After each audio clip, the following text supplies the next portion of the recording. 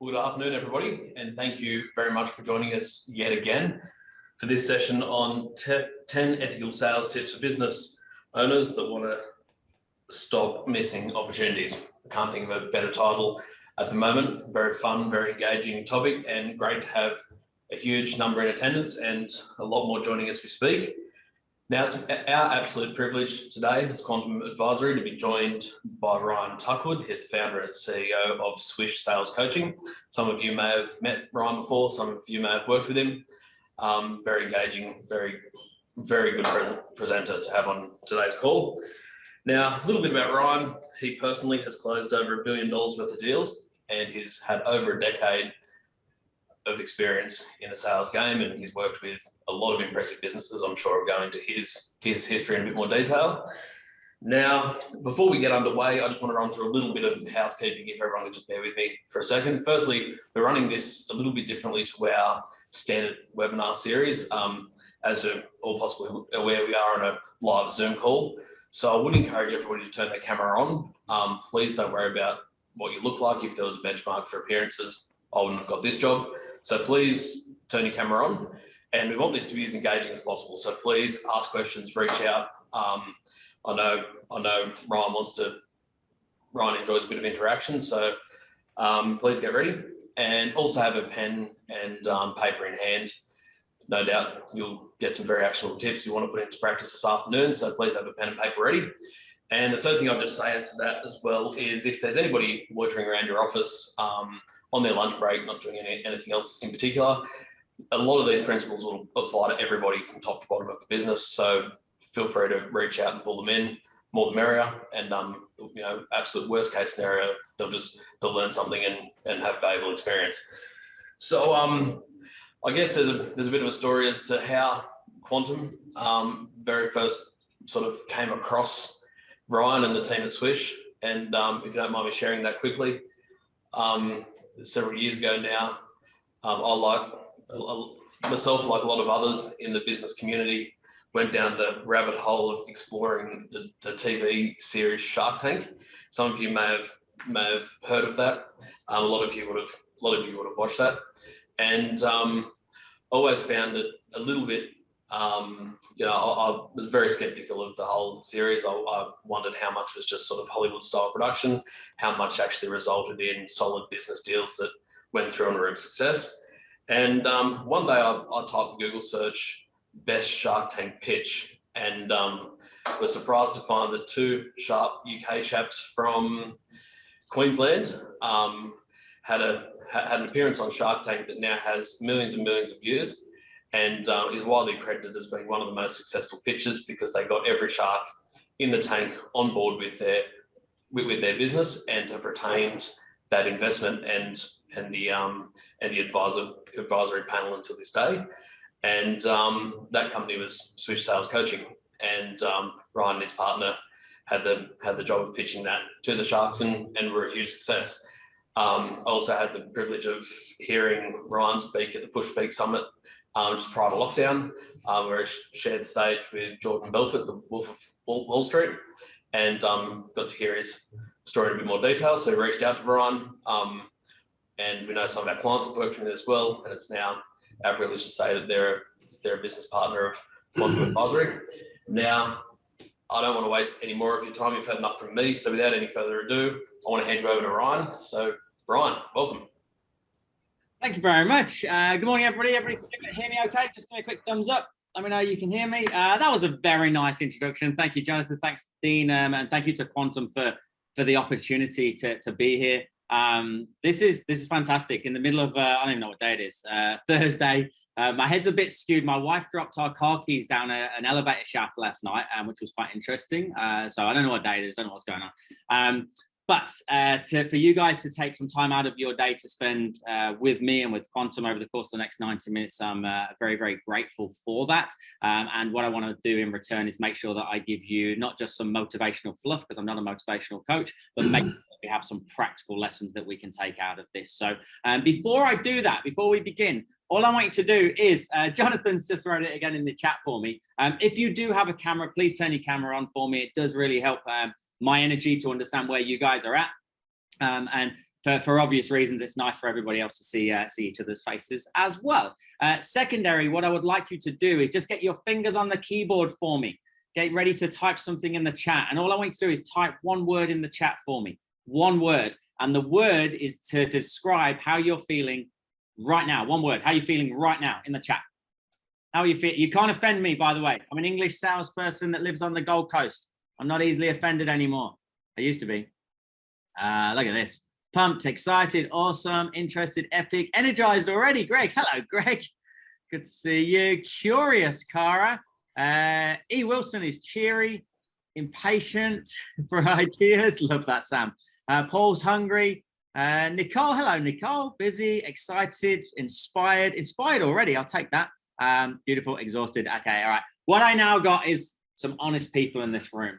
Some of you will be skeptical. Some of you are a little bit cautious. You're thinking, who's this pasty little English fella? And what's he going to teach me about sales? So the reality is, if we have an open mind, we're going to get some value today. If there's 1% that's a little bit uncertain, or maybe we don't position ourselves as a sales professional, even though we own a business, then we might struggle to take some value today. So what I want to do is give you a quick bit of context about Swish, so that you understand where these lessons are coming from. So just give me a quick thumbs up. Let me know that you can see my PowerPoint. Yeah, beautiful. Okay. So here's the agenda, so I can get straight into it. I'm going to give you that context through talking about the Swish history, just for a really quick 15 to 20 minutes. I want to explain where Swish came from, how I came about being here in Australia and my journey, and why I might hold a little bit of value in regards to sales, negotiation, communication, and indeed business.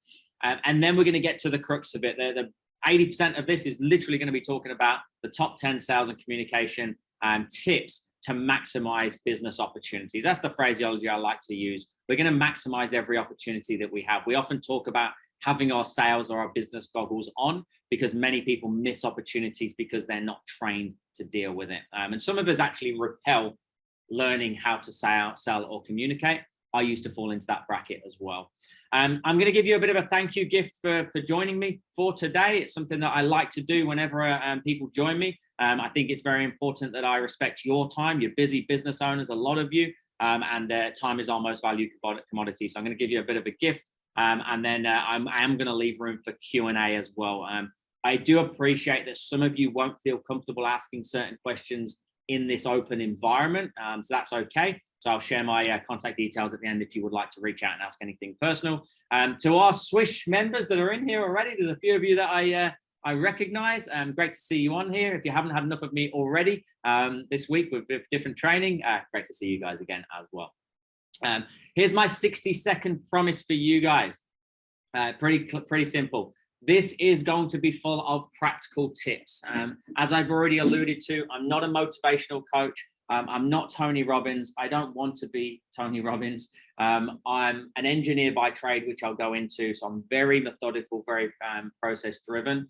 What I want to do is make sure that you walk away from here with at least 2 to 3 practical things that you can implement in your business today. And as Jonathan said, if you've got anybody in your business right now that's floating around the office, or maybe they're at home working from home, and they have any sort of interaction with your team, with your clients at any point, get them to jump on here right now, because I promise, after coaching over 10,000 businesses, individuals, I know they're going to walk away with 2 or 3 things.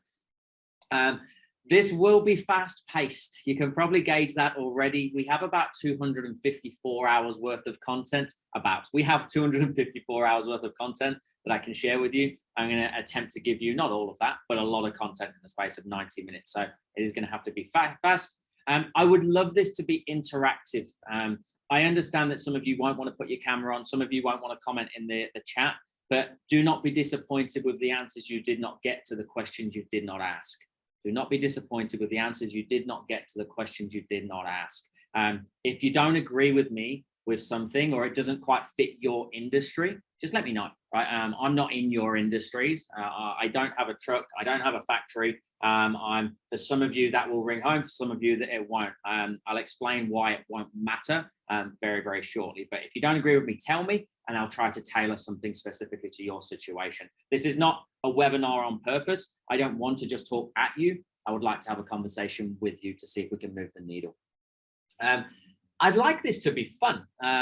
This will be fun sounds a bit arrogant. You guys are going to enjoy this. I would like you to enjoy it. For me, sales and communication should be enjoyable.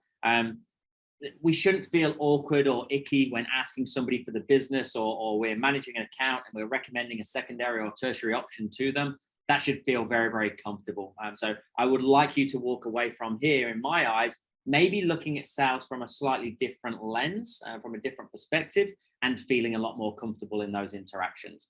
And finally, and arguably most importantly, this will get results. I won't practice anything with you guys in here. That's not the way that we roll. I practice on my team here at Swish. We're based on the Gold Coast in Australia. So we coach globally, but our head office is here on the Gold Coast.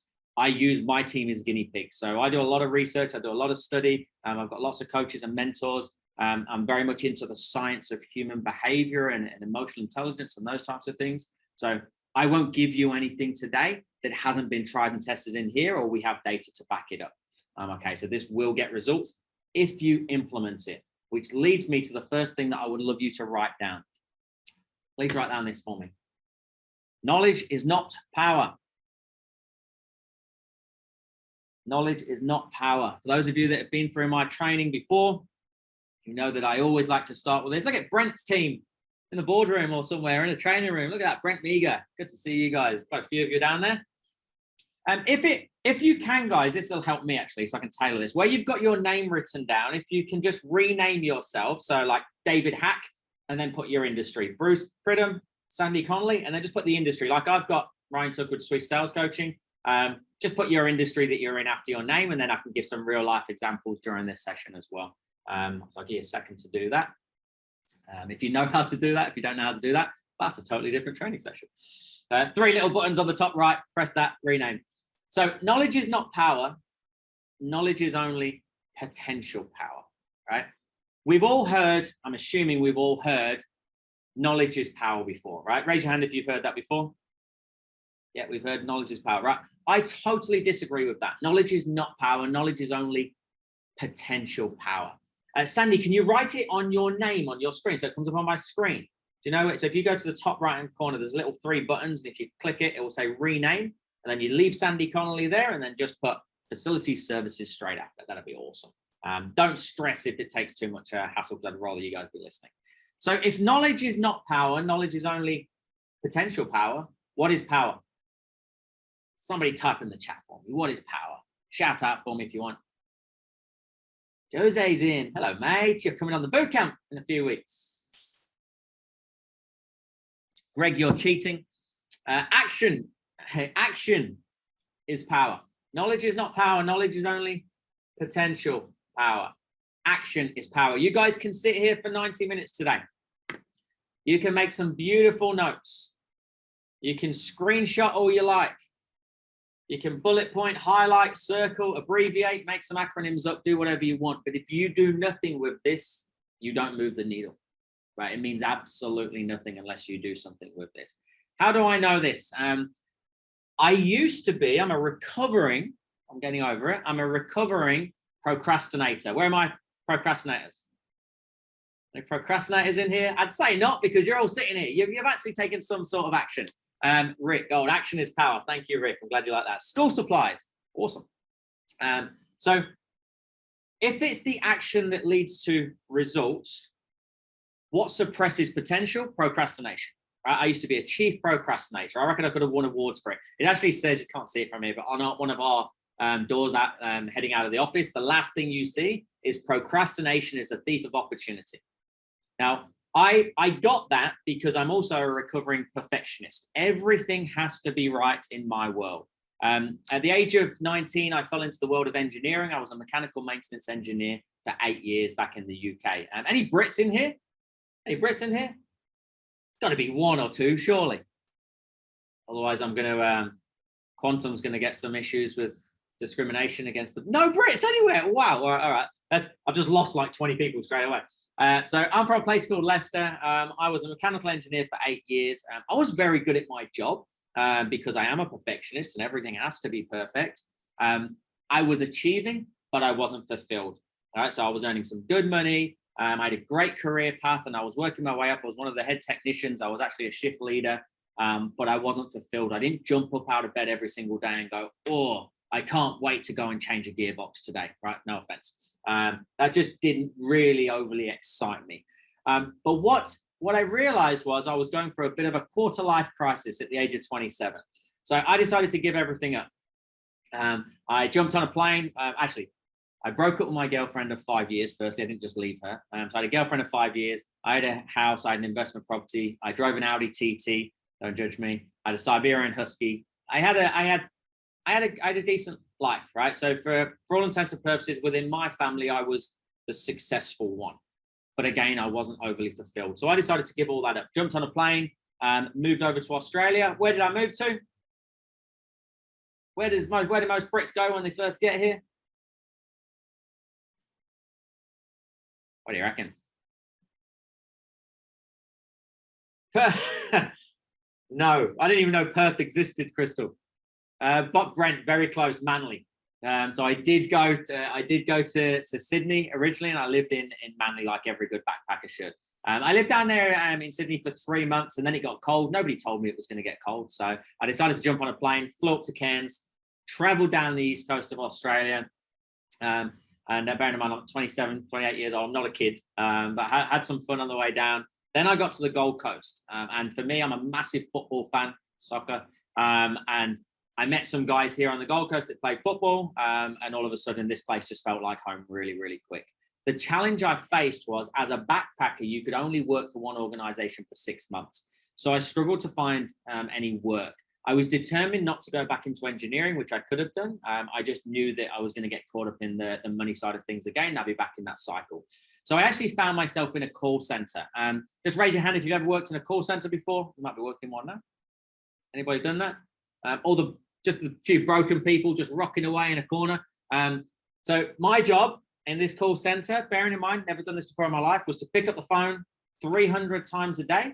If I didn't hit 300 dials, I wouldn't get my retainer, which was $400. I've since found out that's illegal. And my job was to find out in up to 90 seconds if somebody had $15,000 to $25,000 liquid cash in their bank. Right, for a financial services company, I would generate the lead, pass it through to the closers or the financial guys. So imagine if I was to call any one of you right now, and within 45 seconds, I'm asking you how much money have you got in your bank. Now, I'm not going to ask you to type in there in the chat what you would say to that, but I think most of us know what your response would be. So whatever you think your response would be, it was probably 10 times worse in reality. Now, to put that into perspective for you, at 5 years old, my parents took me to the doctors because I had weird social anxiety issues. That's what my mum said. I don't think you can say that these days. But for want of a better phrase, I was a classic introvert, right? So I didn't like going out, socializing, kids' parties, didn't like going to kindy. If we went out for dinner, I'd take my shoes off and sit under a table. I just didn't like talking to people. And it's quite interesting. As Jonathan explained, we took this business onto Shark Tank in 2018. It was around that time, I still had all these introvert tendencies. I still had a fear of this type of thing, public speaking, standing in front of a group of people. And I've been trained out of it. I've got a public speaking coach now I've had for a few years. But you can imagine that introvert, not a kid, but basically somebody that's never done this before in that call center, $300 a day, and being told to go away in no uncertain terms about 298 times a day. Now that led to, I don't think a depression, but it definitely led me to a level of anxiety. I didn't want to pick up the phone. I didn't want to go in every single day. And then I got to this situation. So this is my bank account in March 2011. Now, don't ask me why I took a screenshot of my Westpac account. I have no idea. Maybe I thought it was funny at the time. I decided to put it on Facebook. It's great now because it tells the story and explains the journey. So I had 31 cents to my name. At the time that I had 31 cents to my name, I was living in a place called Broadbeach on the Gold Coast. I was actually sleeping on a bathroom floor on a pool floaty or a lilo, if there are any sneaky Brits in here that didn't want to admit it. And then I've been doing this call center job for about 3 months. And I'm smashing the phones, getting abuse after abuse. I've got no money. There's 21 people in this call center. And if you have been in a call center or you're in a sales capacity, there's usually a sales board. I was 21 out of 21 people. So not only was I crap, they had a board to show everybody how crap I was. So if you were a new starter, If Cara just came in to start today, she's like, who's Ryan? Who's that guy? And I'm just sitting over there, just rocking away, just trying to pretend I know what I'm doing. One night, it was I remember it so clearly. It was a Tuesday morning. It was about 2 o'clock in the morning. I'm in this windowless, pitch black room, this bathroom. I'm laying on this pool floaty. And all of a sudden, my bed goes and just popped on me. I sink to the floor and I'm laying there on these tiles like, what am I doing? What's the point, right? I'm not a natural salesperson. I'm not an extrovert. I don't have the gift of the gab. I'm not getting great sales results. I'm building a level of anxiety I've never experienced before. This is my girlfriend at the time, Alicia. We went out once. We couldn't even afford sushi. I'm like, what's the point? So I went in the next day because this is what we do when things get hard. And I pulled aside my sales manager, Jack, who ended up being the guy that co-founded Swish with me. And I quit. I handed my notice in. I said, mate, this is not for me. I'm not an extrovert. I haven't got the gift of the gab, all those things. And he looked at me dead in the eyes. And what he said to me next changed the whole trajectory of my life, literally changed my life. Because he said, I'm not letting you quit because you haven't even tried.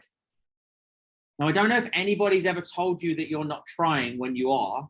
I'm working 12-hour days. I'm going in on Saturdays. I'm making all my dials. I felt like I was working hard. If somebody said that to you, it makes you pretty frustrated. I wanted to punch the bloke, right? I didn't because I'm not the biggest fella in the world. And I said, what do you mean? I am trying. I'm working my ass off. He said, you're not. You haven't truly tried to understand the art and craft of sales and communication. What I said next will haunt me forever, which is really ironic. I said, that's because sales is not a learned skill. You're either born with it or you're not. And I genuinely believe that. I thought that you were either born with a natural ability to influence or manipulate or persuade people, or you're not. And I don't like any of those words. I don't want to influence people. I don't want to manipulate. I don't want to convince. I hate the first letters of the word convince. I want to inspire people to take action. And Jack said, well, give me 60 days. Let me prove it to you. And I challenge you guys to do the same thing today. He said, if you give me 60 days and you don't move the needle, if you fanatically obsess over this, 10, 15 minutes every day, just bite-sized chunks, and you don't move the needle in 60 days, you're still 21st on the board. I'll pay for you and Alicia, my girlfriend at the time, who's now my wife, best sale I ever made. I'll pay for you to go New Zealand. She's from New Zealand. I'll go to the UK, whatever you want. But leave here with your head held high knowing you gave this a really good go. In my head, I'm like, sweet, free flights, go wherever. I didn't think it was going to work. So I committed to it. The pressure was off all of a sudden.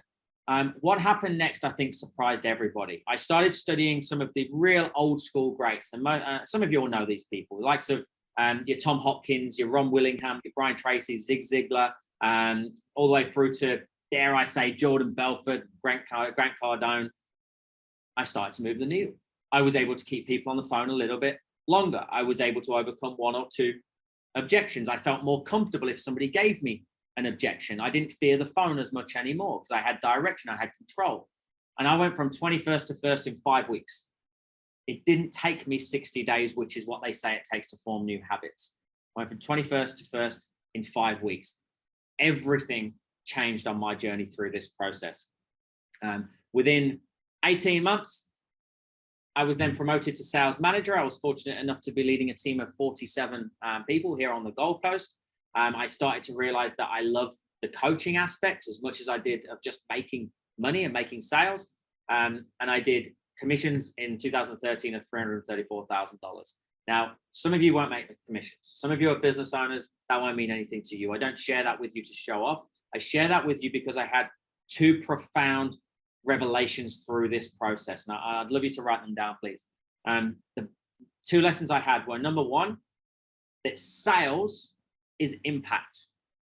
Sales is impact. Everybody's version of impact is different. I get that. For me, my dad's had, well, he's recovered now, or he's clear now. He's had esophagus cancer since 2001. He's highly disfigured. He had the single longest non-brain surgery in UK history back in 2001, 23 hours straight. And he hasn't been able to work since then. So they lost their house.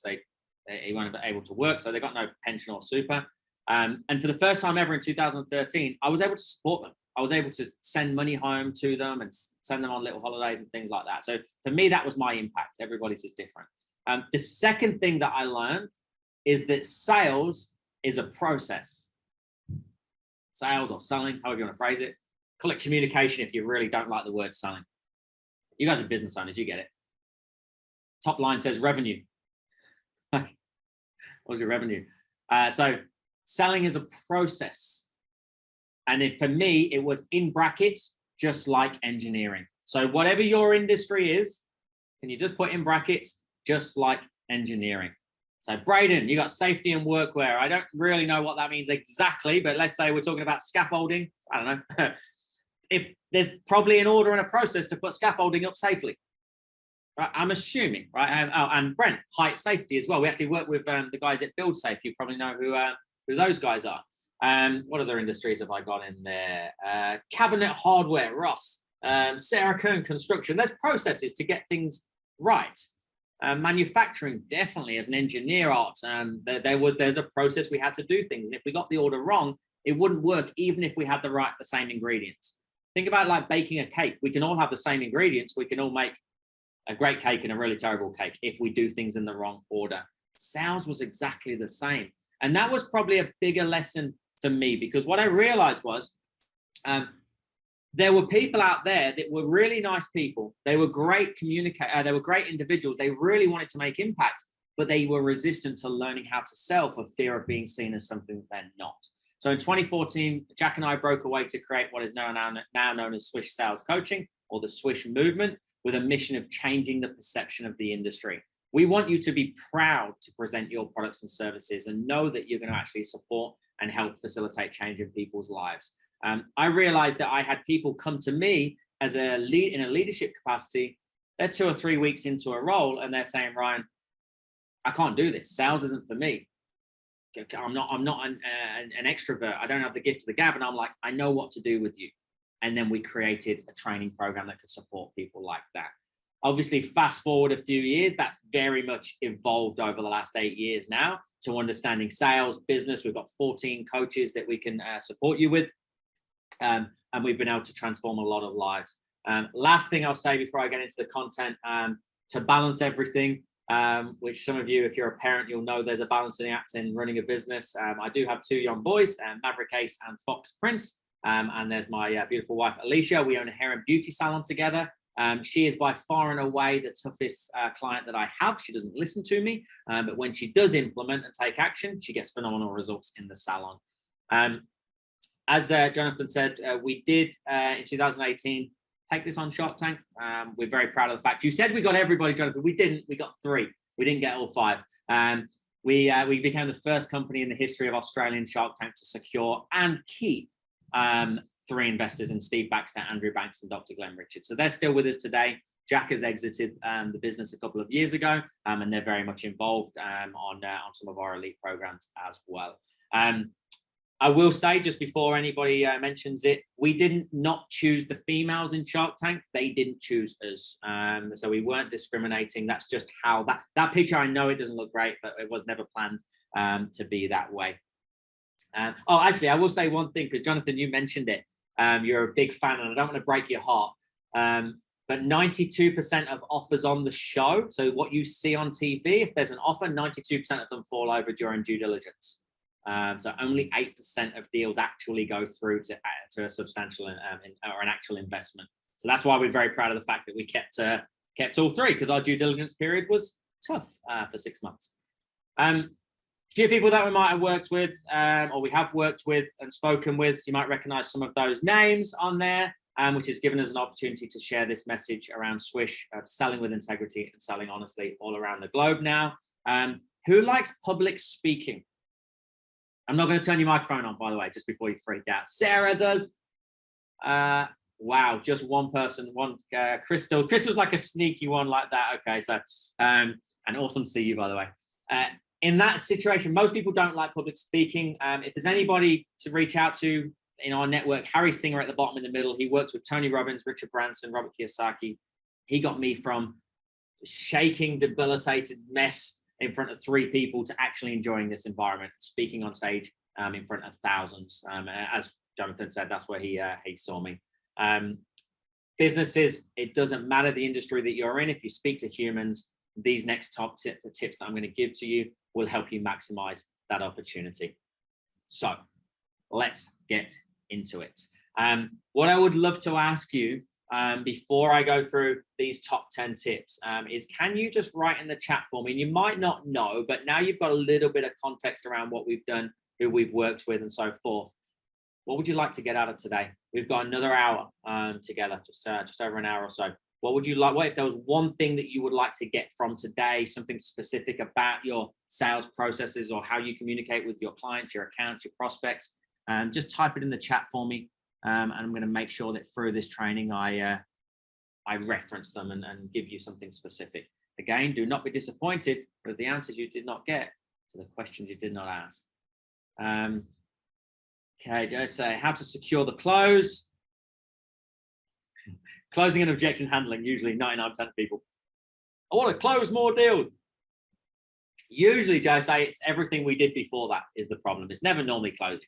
Closing's relatively straightforward. Oh, James, awesome. Remove price in a commodity market. Nice. Electrical wholesalers. Trades is big for us. You guys, where it's just a quick phone call saying, how much is it? How much is it? Like, it's just the first question that comes in. Kara, getting the sales presentation booked through cold calling.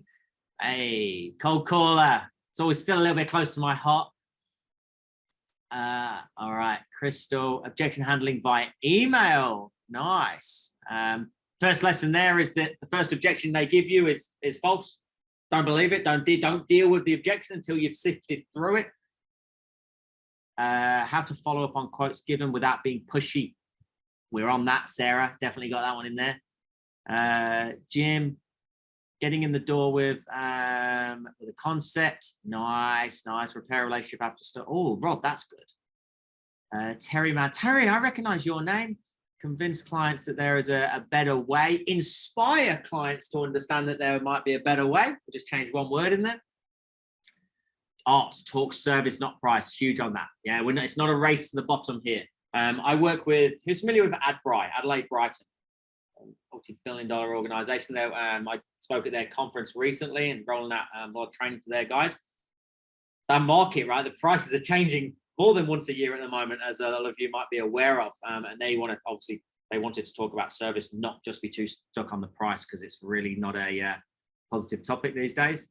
Break the ice with an initial contact, how to win contracts with buying groups, how to not be pushy. Amazing. Cool. If you can, sorry to give you some work, Dean, but is it possible after this, can you pull that transcript for me so I know all these areas, and then I might be able to supply you with some resources afterwards for everybody if I don't get to touch them all. Last one, and then I'm going to get into it. Inspire the client. Inspire the client. You are there to help them sort out any issues. The price is just a little thing. Yeah, Gareth, 100%. Like, well, I don't want you to be cheapest on the market. That's not the way we roll. We're certainly not the cheapest coaches out there. It's cheesy and it's overused, but it still rings true. We don't sell products anyway. We sell outcomes. The only way we can sell outcomes is asking about the right questions at the right time in the right tone. So what I'm going to do is I've got 10 things or 10 things to be aware of in the world of sales. And what you'll find is they will influence all of this. Not every single one of them is going to categorically hit home for you. It might take a little bit of creative thinking. I hope you can respect with 80 odd people on here to tailor it to every industry is going to be slightly challenging. But if you can open your mind up to it and go, okay, well, how could that work in my industry? You'll get 2 or 3 out of this 100%. So let's start going through them.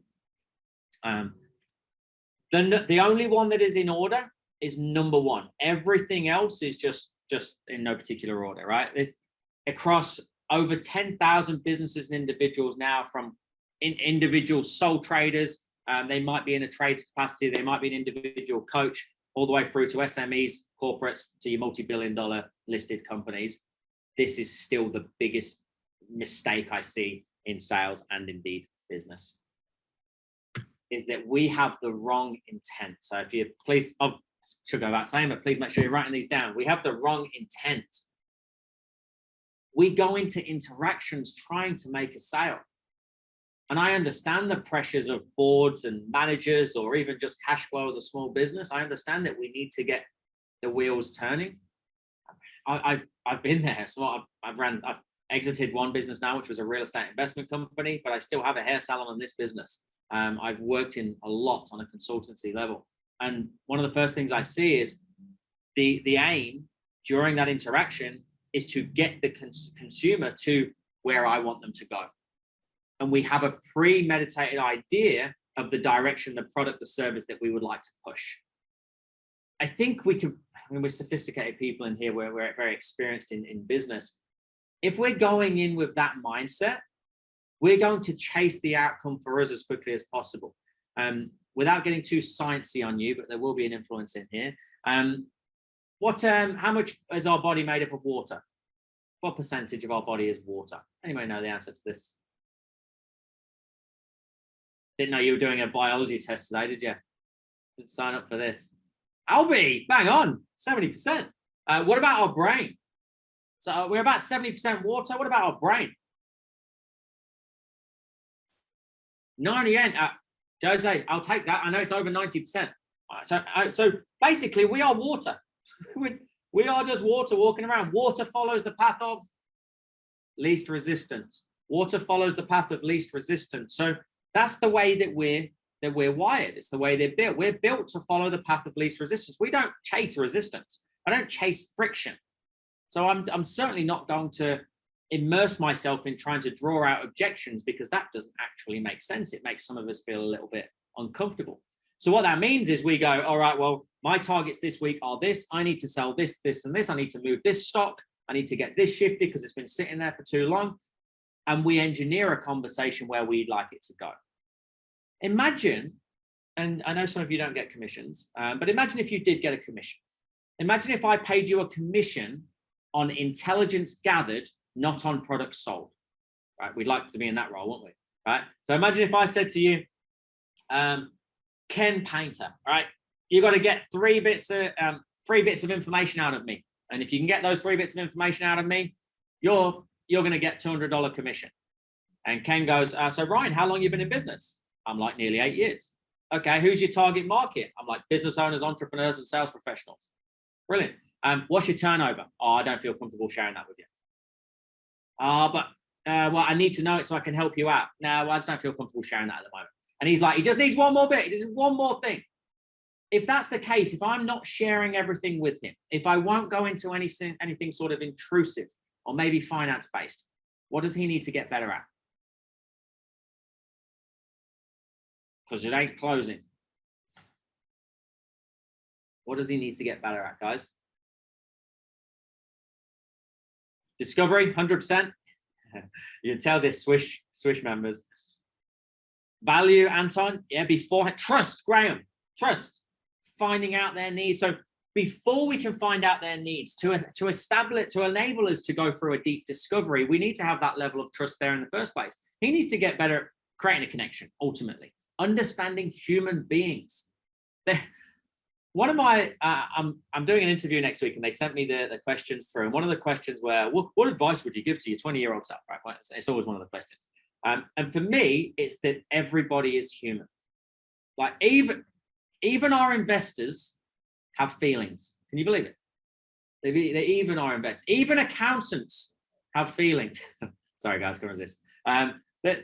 They do, I mean, look at Quantum, right? They're putting on this event for you guys. I don't think they charged you. You didn't charge, did you? Otherwise, it's going to go wrong. This is a free event. They're putting this on for their community, their network, because they actually want to add value to you. They want obviously, they're the conduit. You go away, you go and get some results from this training, more value in Quantum. But they don't have to do that. They could just go through the motion. So they actually care. Like, they do have feelings. Some of us just have different personality types. We're just wired to speak, feel, and behave in a different way, and that's okay. That doesn't mean that I don't have emotions. So my biggest lesson is that everybody is human.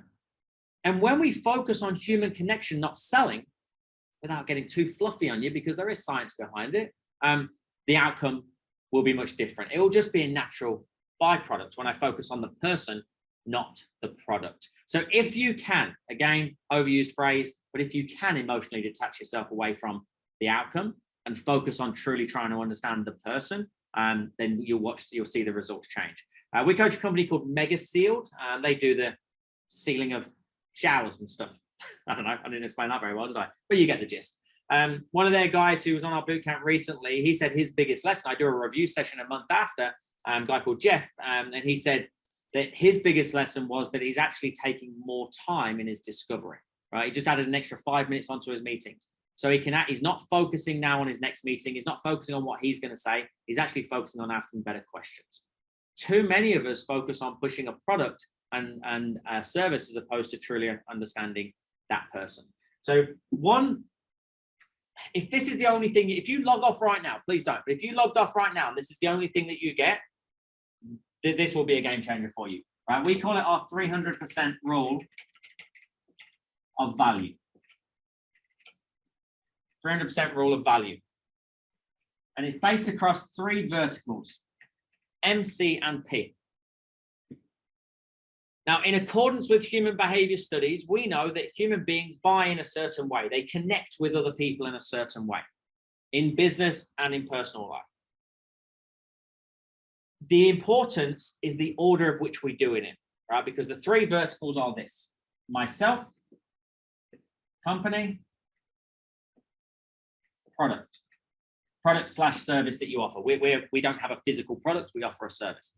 Right, so myself, company, or product. Now, usually we're experts on our products. We know our industry inside out. We know our business inside out. We've been running the business for many, many years. We're probably very aware of the company. Richard Ellis, do you know there's somebody standing behind you? Just in case, you're safe. We know our product. We know our company. We've been around for 22 years. We've helped 10,000 people. We're listed. We do this. What do they know about you at the end of the interaction? Like, honestly, do they know anything about you as a human being? Because we can change the order of which we do things, which will massively impact the way they receive the information they give you. And it doesn't take any more time to do it, which is the beauty. There's a great book called Persuasion. Anybody read Persuasion before, by Robert Cialdini? And if you haven't and you want to write that one down, Robert Cialdini, Cialdini, Robert Cialdini, Persuasion, not persuasion. And in the book, he talks about the language we use just before we get to the next phase, whatever it is, whether it be your value proposition, whether it be your discovery, whether it be your asking for the business. The language we use just prior can massively impact the way they receive that information. So before I go into my close, somebody asked about closing, I'll do a recap.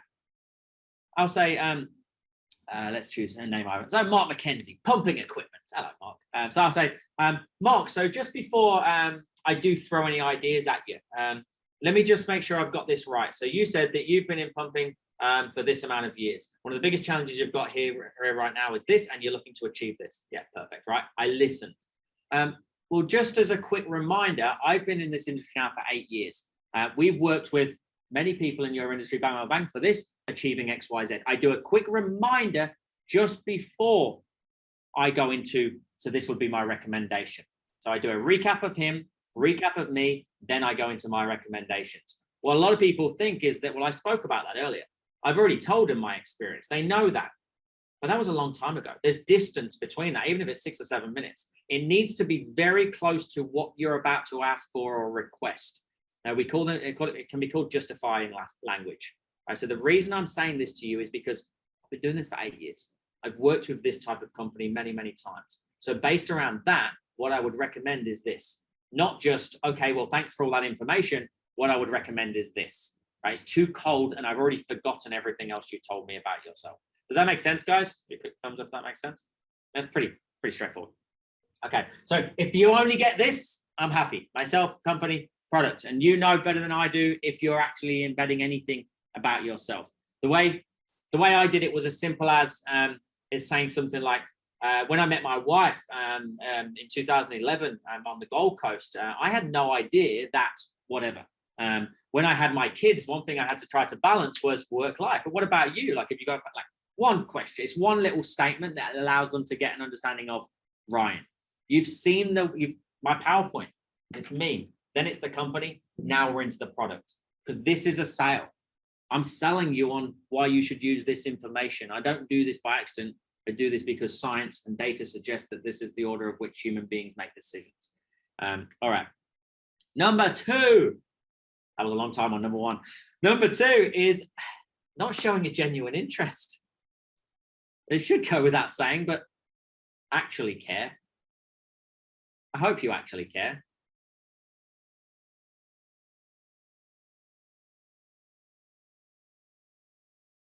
So it says there, be interested and interesting. So yes, you want to drop a little bit of information about yourself, but we need to be disproportionately interested in them. And who knows Andrew Banks, by the way? One of the investors from Shark Tank. Anybody know Andrew? He's the tall one that sits in the middle. All right, well, just quick context. He's the founder of a company called Morgan & Banks. They were the first billion-dollar recruitment agency in Australia. When he came on board in 2018, he was in his, gotta be careful here, I think he was in his early 60s. I remember asking him, I was like, why? Why did you come on board? Like, you obviously don't need the money. And he said, a couple of reasons, Ryan. He said, firstly, there is not a business or individual on this planet that cannot not benefit from better articulating the value they have to offer. So he could see the scale of this. Every single one of us can learn to articulate our value better. I'm like, okay, cool. And he said, secondly, this isn't even sales training. This is communication coaching. And communication is easy. I said, what do you mean it's easy? He goes, well, I've read over 1 million resumes in my time. I've done hundreds of thousands of interviews in my time in the recruitment business. And the key is just to be more interested than interesting. And it really stuck with me. He said, you just got to be more interested than interesting. What does that mean in practical sense? Ask deeper questions. So we often talk about primary, secondary, tertiary questions. I do a lot of mystery shopping and like shadowing of people, and I listen to phone calls and watch Zooms, and I go and shadow people in appointments. And what I hear is very surface level questions where they'll go, okay, fantastic. So what are you looking for? When do you need it by? What's your budget? Right, that's really easy. Really, if that's you, there's a good chance we could be replaced by a robot in a few years, unfortunately. And that's really easy. So Crystal, was that oh, that's me. So what are you looking for? Fantastic. Okay, brilliant. Do you mind me asking, before we get into what you're looking for, what have you done previously? And we change our question. We go past, present, future. What have you done before in the past with regards to height safety? What have you looked at? And from a rostering perspective, Ryan, I'm talking to you, Jim. From a rostering perspective, what have you tried previously? And I might be preaching to the choir here, but right, you get the gist. What have you done previously? How's that performing for you now? And what would it ideally look like in the future? So what I do is go back, now, future, past, present, future with my questioning. It's a really easy way to show more interest, because if not, and you're just saying, what are you looking for? Fantastic. So how many people do you need placing? All I'm focusing on is products. By virtue of asking my questions past, present, future, and we've got a 7-stage process that we can go through in our discovery to really hammer that home, I'm actually focusing on you as an individual, which builds value in me because I'm actually caring. So again, you know if you actually care or not, or if you're just chasing a commission. And the irony is, when you actually care and you don't just chase business, it's a natural sort of byproduct. Another book, if you want to read it, it's called The Speed of Trust by Stephen Covey. The Speed of Trust. He talks about the 4 stages of building trust unconsciously. I won't go through them all right now. Otherwise, there's no point reading the book. Speed of Trust, Stephen Covey. Most of you will have heard of Stephen Covey, C-O-V-E-Y. He's the guy that wrote 7 Habits of Highly Effective People. Speed of Trust is actually written by his son, who's also called Stephen, just to confuse things. You know, one of those ones. All right, number 3. One of my favorite topics, as my Swish members will know, is speaking one language. Is a big mistake I see out there. We speak one language. So not communicating your value in a way that they perceive value. And this can just be done over time, picking up bad habits, not even being aware that there's different languages out there. It's not our fault half the time. It's not something that we get taught in schools, unfortunately, although I'm working on that. All right, so speaking one language. What do I mean by that? I've got Mark. Mark could be a German salesperson. Paul could be a French salesperson. Randall could be an Italian salesperson. Sarah could be an English-speaking salesperson. If Mark tries to sell to me, I forgot what you were, German. If Mark tries to sell to me in German, he could be the best German salesperson for the last 10 years out of Munich. Do I buy from him? Probably not, unless I speak German. So it doesn't matter how good he is, doesn't matter how good what he's saying is. If I don't understand the value of it, because it's a different language, I can't buy from him. What do I mean by this literally? Who's done personality profiling before? Has anybody looked into personas? Yeah, Myers-Briggs, Wealth Dynamics, DISC, all of the like. So in 2017, I went down a hell of a rabbit hole. I think I'm still down there. I remember watching Tony Robbins, and he said, people love to buy things, but they hate to be sold to. We love to buy, we get that dopamine hit, but we don't like being sold to, right? And I'm like, oh shit, I created a sales training company. People don't like to be sold to. What I should have created was a how to help people buy company. So then I started looking at everything through the lens of the consumer, not the lens of the salesperson. And I stopped looking for silver bullets. I said, well, hold on a second. If somebody is sitting at home right now, or if they're on a construction site and they're knee deep in concrete, they've got a team in and around them, and I was to call them out the blue, what's going through their head? How are they feeling emotional? What's their mindset? What's their state of mind? And I started to look at everything through the consumer's eyes.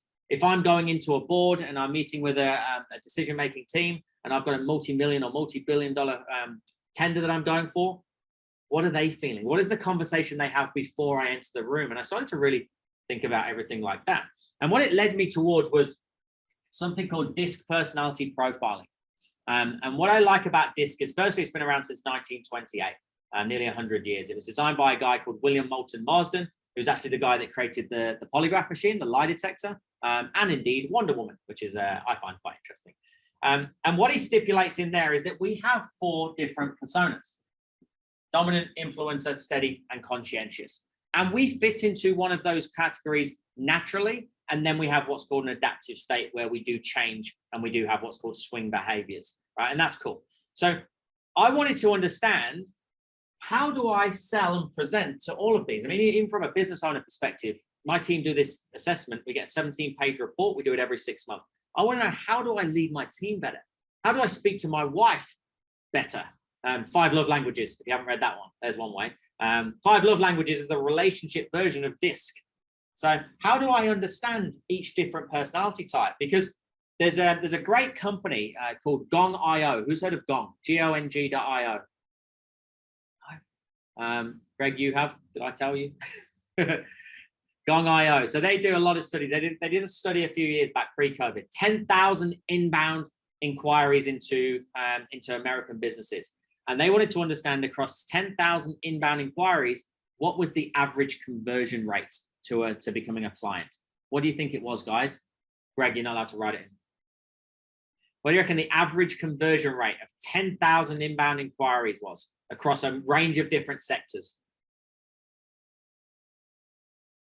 7%, 2%. Gareth, that's an accountant going really conservative. Love it. Josh, 3%. It was actually, there you go. You might be surprised here. It was actually 28%. The average conversion rate of an inbound inquiry was 28%. What they summarized was that we were closing about 1 in 4. We were closing 1 quadrant. Which one do you think we closed the most of? Dominant, influencer, steady, or conscientious? D, I, S, or C? Which one do you think we closed the most of? Josh has gone D. They're usually quicker decision makers. They're either in or out. C. I'll tell you, it's basically whichever one you are. You close the one that is most like you. I'm a C personality type. I'm conscientious. I'm masquerading as an I right now. I'm masquerading as an influencer. I've learned to live in this world. I've learned to live on stage through processes. But I've learned that over a period of time. But my default is C. I'm conscientious. So I'm anal. I'm analytical. I've got a great attention to detail. My team would tell you I'm exceptionally hard to please because I am that perfectionist. Everything has to be right in order for me to move forward. So I could be presenting some accounting services to Gareth, and I'm going, mate, so I guess what you'd want from here is you probably want to sleep on it. You want me to send you an email? I'll send you some bullet points of what the process looks like. You might want to go and talk to your partner. And my boss is like, what are you doing? He was good to go. And I'm actually pushing him away because I was presenting in a way that I like to be sold to. Because if Gareth was selling me his accounting services, that's what I would like him to do to me because I like to sleep on it. I'm going to talk to my wife. But that doesn't mean everybody likes that.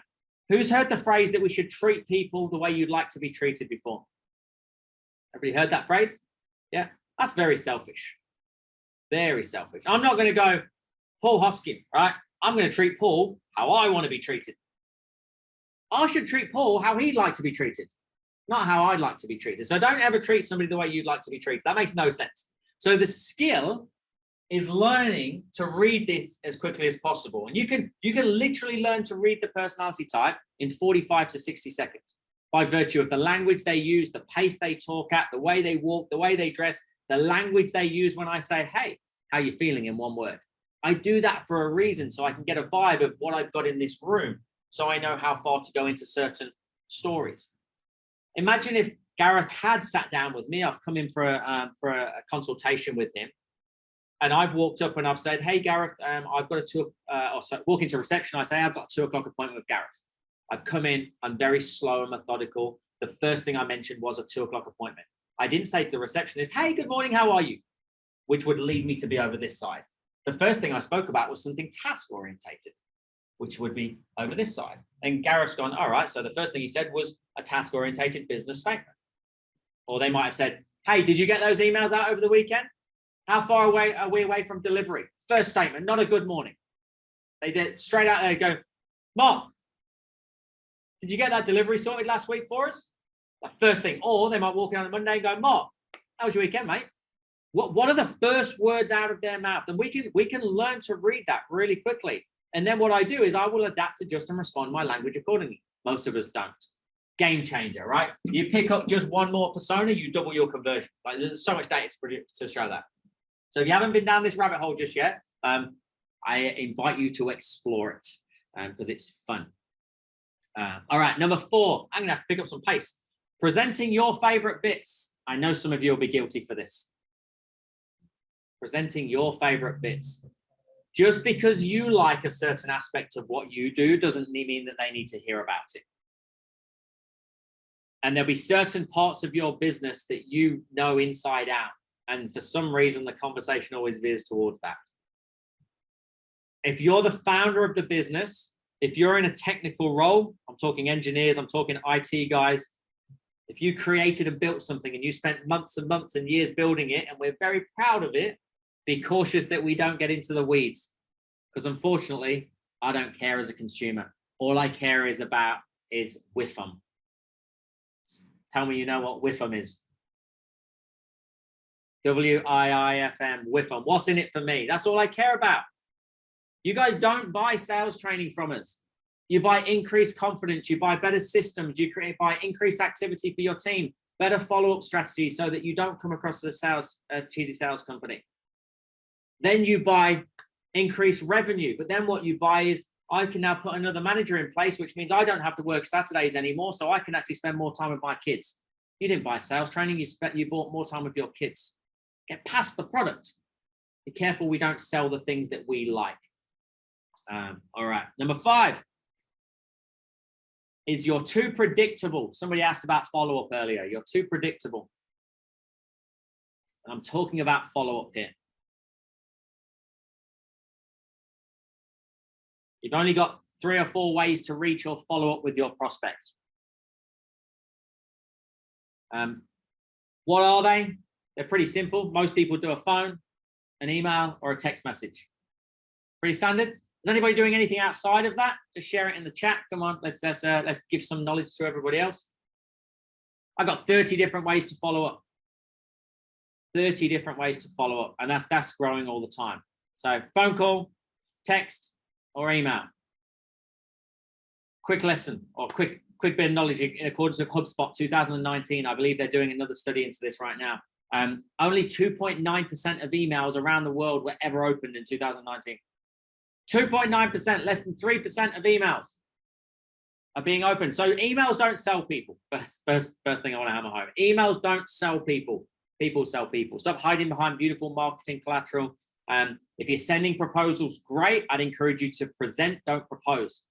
If you send a proposal over and you just leave them with it, there's a good chance that they scroll right to the last page, they miss all the value points, and they go straight to the price point. I'd encourage you to go, listen, I can go away and I'll work on that for you. It'll take me about an hour and a half, 2 hours, whatever it is. When's good for us to go through that together to make sure that I've got everything correct? And then I would book another appointment. I don't send it until they're on a Zoom or in the meeting with me. And now I can go through and add the value per line. Right, that's not going to suit every single one of you, but present, don't propose. Face-to-face, Morgan, yeah. Colleagues, okay, cool. So let me give you a couple really quick ways that we can follow up that might be breaking the mold a little bit. Now, for some of you, I respect, this might seem a little bit left field, but really easy one. A lot of us are comfortable leaving a voicemail like this, right? And we say, hey, Dean, Ryan at Swish Sales Coaching, just following up, just touching base, just circling back around like a shark, right? Who's guilty of those 3 language patterns? Touching base, following up, circling back around. In accordance with studies from Gong.io, those 3 statements raise sales defenses and lower your chance of making a sale. So if you're using those, can we try to stop as soon as possible?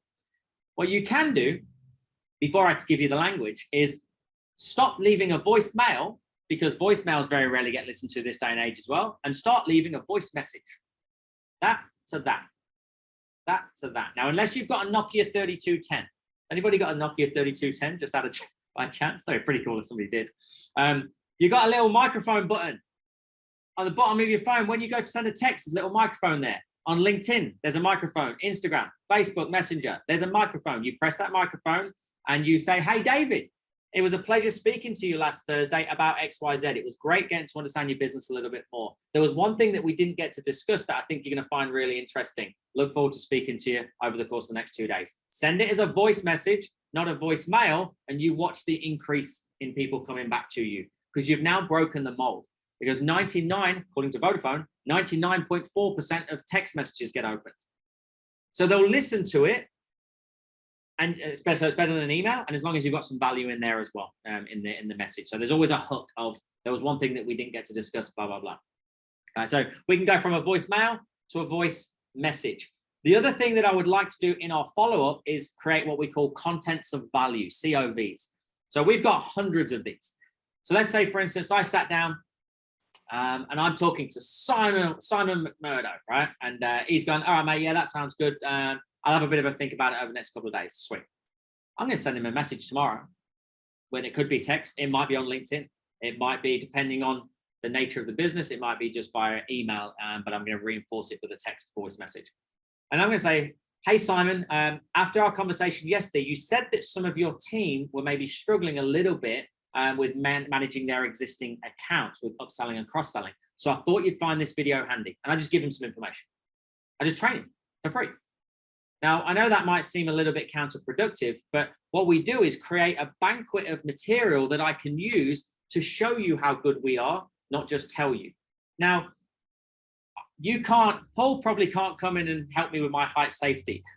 I don't believe, Braden's probably not going to send me out some steel toe cap boots. I don't know, right? You're probably not going to do that. But what you can do is say, you can create a PDF or a short video that says the top 3 mistakes people make when choosing their height safety provider. The top 5 things that you should look for when sourcing a cabinet hardware maker, right? But I don't know, whatever it is. Every one of you could create a simple PDF on that, and that can be sent out the next day. So we follow up with value, not I'm just following up. So you can just start with, I thought of you when I saw this. I read this blog today and I thought this might come in handy for you.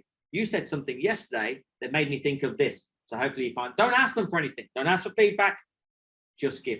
Nobody has ever said to me, Ryan, stop helping my team make sales for free. No one's ever said that. You can't annoy somebody by virtue of doing that. All right. So try to get a little bit creative. We've got 30 different ways to do it. So some of them you'll be able to think about if you really got creative. Tagging somebody in a social post. If you're in a B2B environment and you've got somebody on LinkedIn, just tag them in a post that you think is valuable to them. Don't ask them, just tag them. It's just, for me, follow-up is we're gonna look at the law of familiarity, right? The law of familiarity, or the mere exposure effect, it's also known as. That people do business with businesses or people that are most recent, frequent, front of mind, and adding value. Most recent, frequent, front of mind, and adding value. So if I've got you on LinkedIn, then I can keep putting stuff in front of you without having to call you and keep reminding you. And we're 8 years in. Some of you will be way longer down the line than we are. But we're seeing now over the years of compounding that, there's people that have been in our network for a few years that are now just going, I've been watching you for so long, right? I just need to do something. So can you position yourself as the expert in your industry, not your business? Right? That's a big mistake that a lot of people make as well. They're an expert on their business, not the industry. I'm not just an expert on Swish. I'm an expert on coaching. And I have to know, if you say to me, Ryan, we're considering doing Jeremy Minor, NEPQ. We're going to do Grant Cardone and Cardone University. We're going to do Kerwin Ray, K2. I'm like, brilliant. They're all great. I love the fact that in Kerwin Ray's program, he does this, this, and this. I need to know everything about the industry, not just about my business. I know I'm going fast, guys, but are we keeping up? Is this okay? Hopefully this is valuable. Cool. All right, the final 5 in about 20 minutes. Yeah. Stop making decisions for your clients. Stop making decisions for your clients because of your own limiting beliefs. What do I mean by that? Our experience will dictate our own future behaviors. Our experience will dictate our own future behaviors. So I had a situation many moons ago where I had a guy, he was on the phone, he was looking at a $15,000 product. This is the old company before I ran a business. He was looking at a $15,000 product. He was pretty much done. We were at credit card details. And then he said, Ryan, so just before we make a decision on this then, what's the top package? And I said, oh, it's a little bit more expensive, right? Please don't ever say those words. I said, it's a bit more expensive. It's $25,000. And he says, okay, cool. I said, so I don't know if that's something that would be affordable for you right now. And he said, you condescending little prick. And I was like, all right. And he went, don't worry about it. Right. And he put the phone down. And my boss at the time was listening to the call live. We had 40 odd people in the team. He pulled all of us off the phone, made me stand in the middle of the room. And he said, tell everybody what just happened. And I went all embarrassed and got a little red rash that I used to get when I got nervous. And I told everybody, and he said, just because you can't afford it doesn't mean they can't. Stop making decisions for the clients. And I've never forgotten that feeling, right? We say that an action plus an emotion creates a lasting memory. So because the market has gone up, right? We can talk about different personality types. Some people are going to have issues with supply chain issues and what's going on. So about delivery times. Am I going to assume that they're angry about it because the last person was? That's a dangerous place to be in. Am I going to assume that everybody's going to be frustrated with our prices having to creep up because of materials? Or were they really happy with our service and they don't really care about our pricing creeping up anyway? We make micro decisions for our clients all the time. They haven't called me back. They didn't reply to the email. They're not interested. I'll just leave it with them because I don't want to seem too pushy. It's not their job to think of you. It's not their job to think of you. Who has people say to you, let me think about it and I'll get back to you?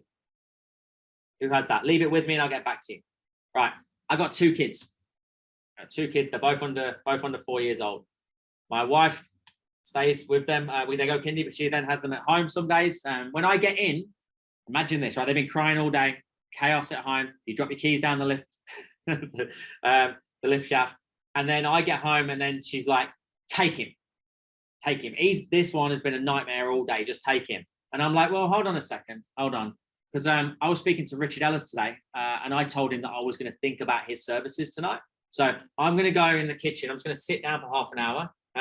You guys know where that conversation would go, right?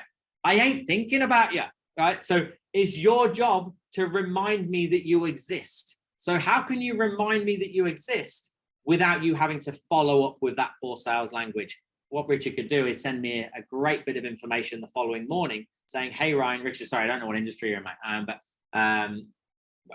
it could send me a bit of information about the industry or maybe a testimonial. It could be anything, but something that adds a little bit of value to me. Does that make sense? Commercial. Okay, perfect. All right. So you could send me the 3 mistakes that people make purchasing your product.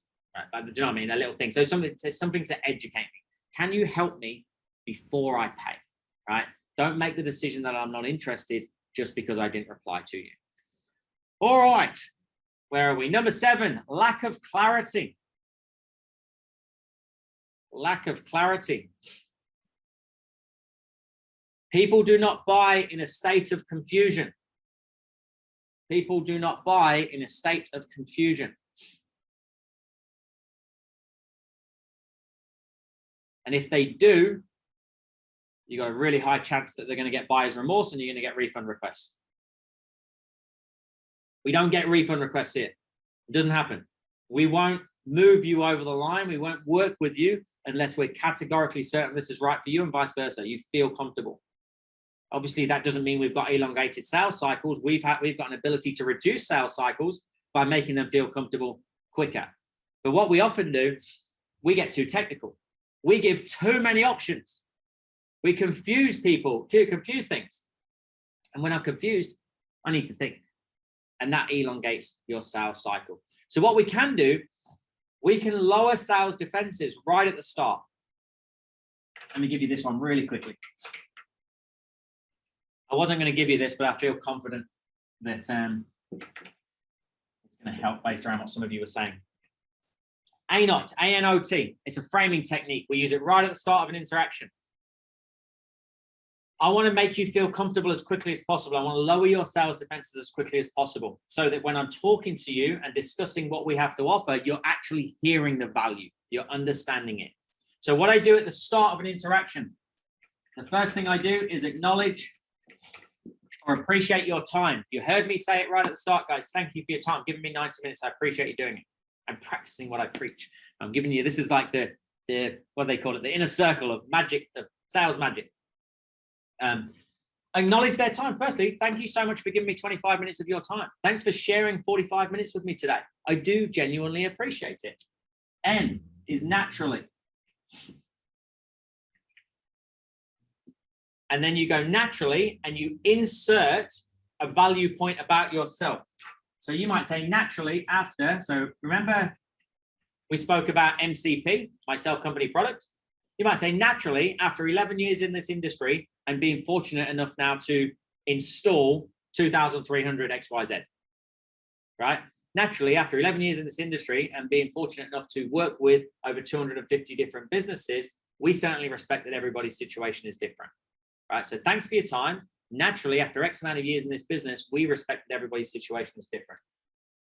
So obviously, for me to understand whether we can assist you or not, lower sales defenses, I'm going to need to ask you a few simple questions. You know you're going to ask questions anyway. But what I'm doing is mentally preparing them for it with a lower sales defense so they give me more information. Any of you that inquire afterwards now, you can call up and I'm going to go, okay, fantastic. Well, firstly, thanks so much for giving me your time. And you're like, I know what you're doing. All right. Pretty transparent. It bloody works. So obviously I need to ask you a few simple questions, and then typically this is going to go one of two ways. Typically suggest that you've been doing this for a long time. The first way that it could go is that at the end of this interaction, it doesn't seem like we're going to have what you're looking for. And that's okay. At the end of asking you some simple questions, Randall, we're going to know categorically whether this is going to be an option for you or not. If it isn't, is it okay that I just shake your hand and wish you all the best? Maybe I'll be able to refer you on to somebody else that can help. Some of you might be doing this already, right? I get that. So the option, the first typically is no, we can't help you. And the second one is yes, we can. So if we can't, is it okay that I just shake your hand and wish you all the best? Yeah. Okay. And on the flip side of things, if at the end of asking you those questions, it does feel like there would be an overlap in what we do and what you're looking to achieve, is it equally okay that I walk you through what options you may have? I'm now getting permission to present right at the start.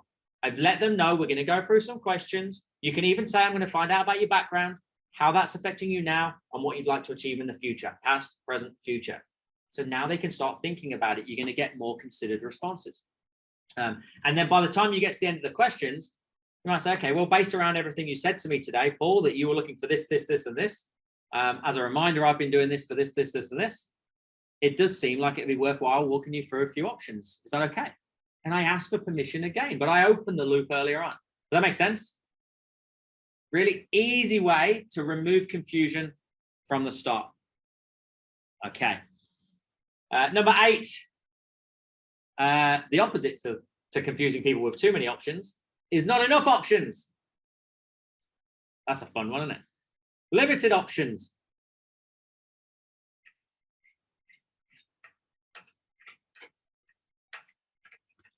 Limited options.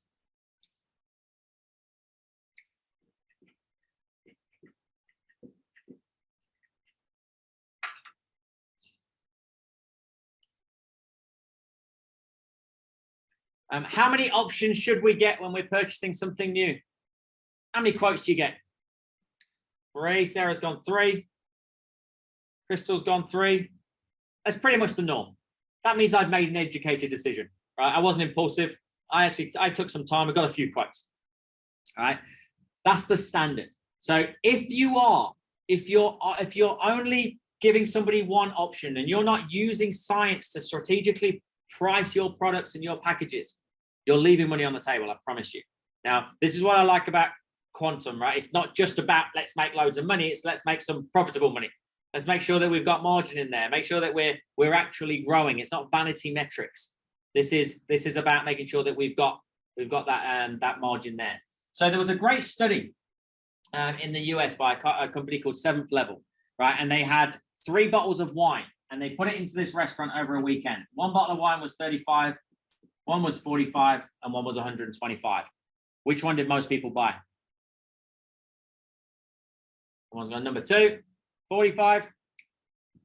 85% of people chose the one in the middle. Why? Because I ain't tight and I ain't stupid. That's just the way the brain works, right? Then what they did the following week, they took that $35 bottle and they put a $125 tag on it. They took the $125 bottle and they put a $35 tag on it. Which one did most people buy? For some reason, it went up a little bit, 87%. But regardless, it was still the middle one. They summarized after this that people don't buy on price. They don't even buy on value. They buy because we have something called middle offering syndrome. And you've all done it. We have middle offering syndrome. Any of you that have come on board and are using our services, you know when we present, we give you 3 options. Because if I give you one, let's go roster consultant, Jim. I have no idea how much that would cost for your services, genuinely, right? So he could say, Ryan, it's so I actually don't know, $1,000, right? So he's gonna say $1,000. Is that good or bad? I have no idea. So what does he force me to do by giving me one quote? Go back into the market. I'm back on Google. I'm into your competition, and now it's a race to the bottom with a price. Whereas if he said to me, Ryan, so we've got 3 different options you could look at. We've got one that's 800, one that's 1,000, and one that's 2,000. I'm like, okay, well, that seems crazy. I don't want to get the bottom one. I'll go in the middle, right? And these two are always close together, within about 25 to 30% of each other, if you can, right? Because then it's almost silly not to go to the next stage. So now you stop me going out. I don't care where you start. For us, I don't care if you start really small in our memberships or you go all in and you do a big corporate package. I don't care, because I know what we can do on the back end. I know the support that we can give you and the results that we can get. So if you start there, that's cool. But we know that most people will actually start there. So think about your packaging. Are you limiting them or are you forcing them back into the market? And then it's just a race to the bottom, and then you've got all that discounting stuff going on, which we don't want to do. Last 2, guys, before I give you a quick gift and then open up to a Q&A. I think we're going to do it for time. Order taking. You know who you are. You order takers. You're also going to be replaced by robots very soon, if Elon has his way. So not asking for the business. Why don't we ask for the business? Fear. We don't know how. A little bit apprehensive about what they're going to say.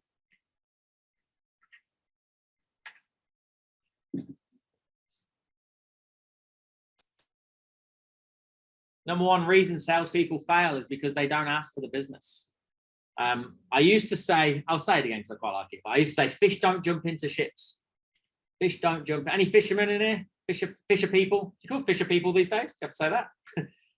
Fisher person? That sounds really weird, I will be honest.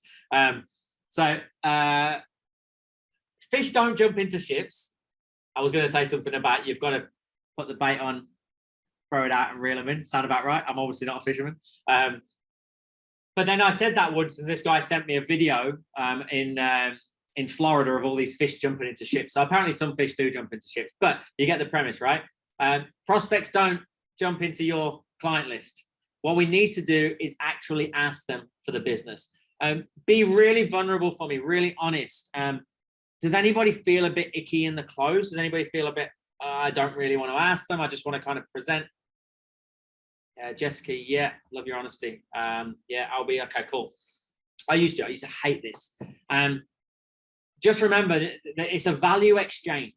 It's not a close, it's a value exchange. Like, you can't really help them until they become a client, and you're going to actually add value to their business. So what I've created by accident, just by trying to be very elegant, was a process called IBO, the three-step IBO method. Hopefully it's just a very elegant way to ask somebody to move forward. The premise is that we get them to a stage where they sell themselves and I don't have to sell them. They just ask me for my advice, because then I'm a trusted advisor, and I'm back to where I said in 2017, I'm now helping people buy. I'm not selling. I'm on the same side of the table as them. So I might say, so Albie, based around the conversation that we've had so far today, I mean, before we even look at any of the future steps, do you like the idea? Does the idea at least make sense to you? Do you like the idea? Does the idea at least make sense to you? If they don't like the idea, then you're not going to ask for the business. You're a long way away.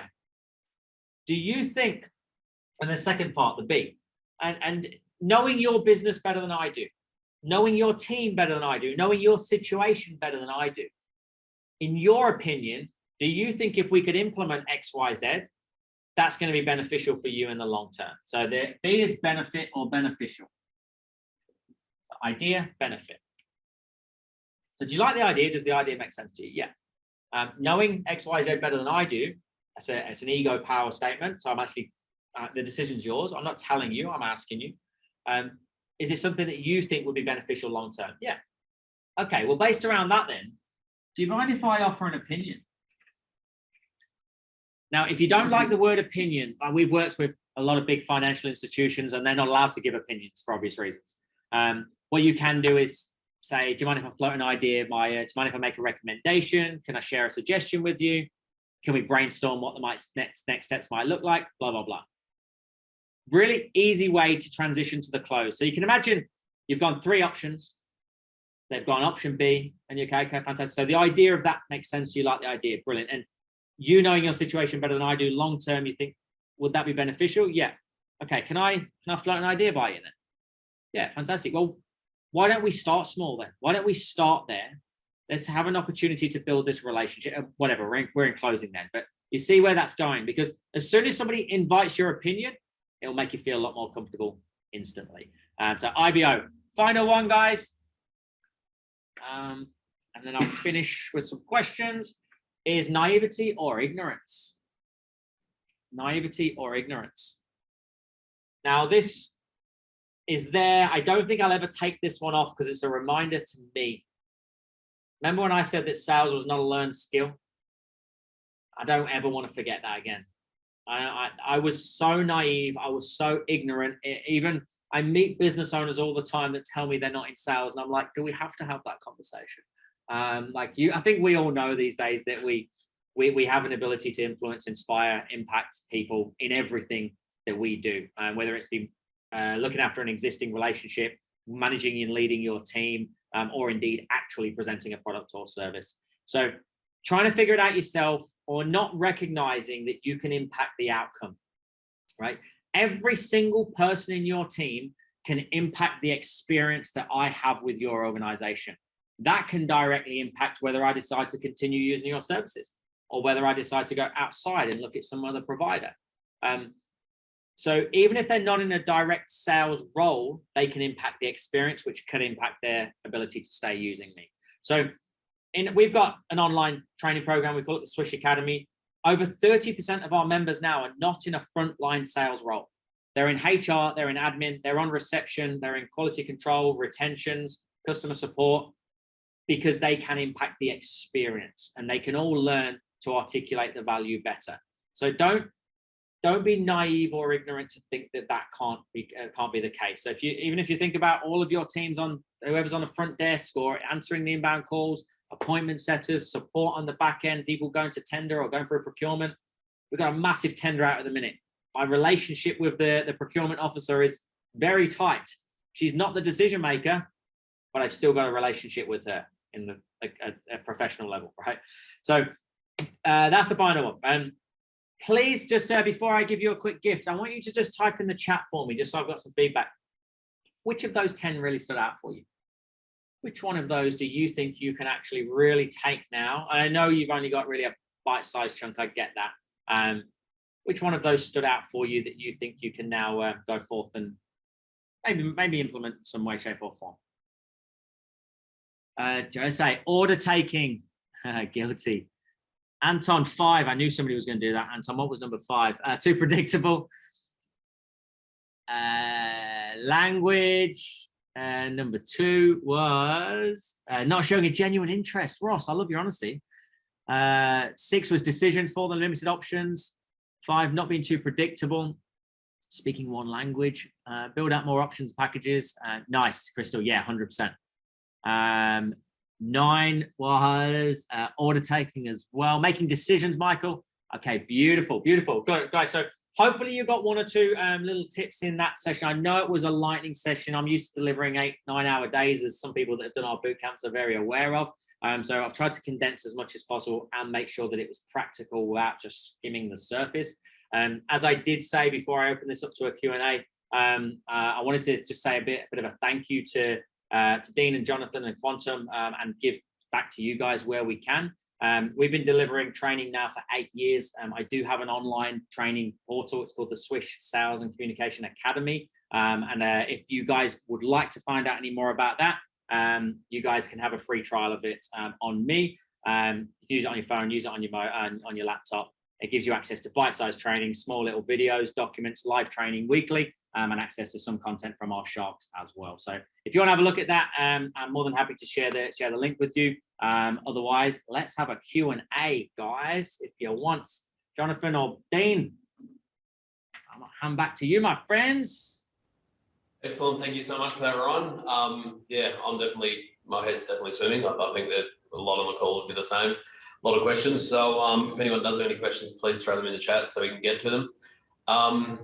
A couple of questions, if you don't mind, Ryan, that I was actually asked prior to this event, that if I could just throw at you quickly while people are sort of building up the courage to throw a question in the chat box or unmute and answer for themselves. The first one, which I thought I'd give you the opportunity to answer because it's pretty cool, and that is, what does Swish actually mean?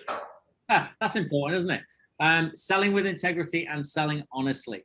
So it's interesting. We were initially ISS Gold Coast, International Sales School Gold Coast. That's how small we were thinking. Then we became IS Recruitment, and that was the same year that ISIS came out. So I don't know if you've seen ISIS's SEO, but it massively overpowered ours. And if you search for our company, you found beheadings and stuff. So we had to change that really quickly. So we then became ISR Training and Recruitment. And then a few years later, I met a guy that spoke about models in business, like having a thing, like what is your thing? And he said, well, is there anything that you say in training all the time? I said, well, yeah, I want to help people sell with integrity and sell honestly. And then I said it and I went, Swish, that was it. And that was about 2017. So we rebranded in 2018 and 2020, sorry, we rebranded. So selling with integrity, selling honestly is the answer. Very good.